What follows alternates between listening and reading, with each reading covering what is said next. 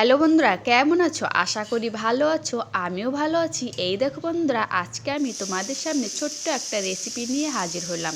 এখানে আমি আজকে তোমাদের সামনে দেখাবো খেজুরের গুড়ের পায়েস রেসিপি। এখানে আমি প্রায় হাফ কিলো মতন দুধ নিয়ে নিয়েছি আর 100 গ্রামের মতন আতপ চাল।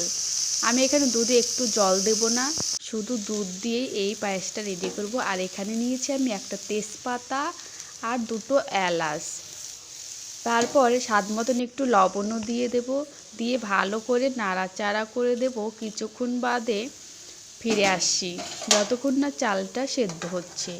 দেখো বন্ধুরা, তারপর কিছুক্ষণ বাদে ফিরে আসলাম আর দেখো চালটা প্রায় ফুটছে।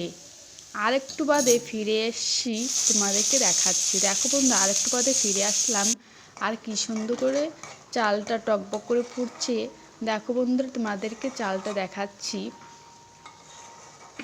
এই দেখো বন্ধুরা, এরকম হয়েছে। তারপর এখানে আমি খেজুরের গুড়টা দিয়ে দেবো। এরকমভাবে তৈরি করলে পারফেক্ট একদম পায়েস হবে, দুধটা ফেটে যাবে না। এখানে তার জন্য আমি নিয়ে নিয়েছি খেজুরের গুড়। এই খেজুরের গুড়টা আমি নিজে হাতে বাড়িতে তৈরি করেছি। দেখো কালারটা কি সুন্দর, জাস্ট অসাধারণ। এরকম গুড় বাজারে কিনতে পাবে না। আর এই গুড় দিয়ে পায়েস ঠান্ডার সময় খেলে খুবই ভালো লাগে। দেখো কালারটা দেখো কি সুন্দর।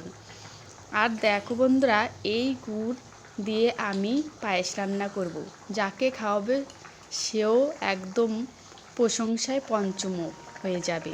দেখো বন্ধুরা, এইরকম অবস্থায় আমি এই গুড়টা দিয়ে দিলাম। তারপর ভালো করে নাড়াচাড়া করে আবারও কিছুক্ষণ পরে ফিরে আসছি। দেখো বন্ধুরা, কিছুক্ষণ বাদে আবার ফিরে আসলাম।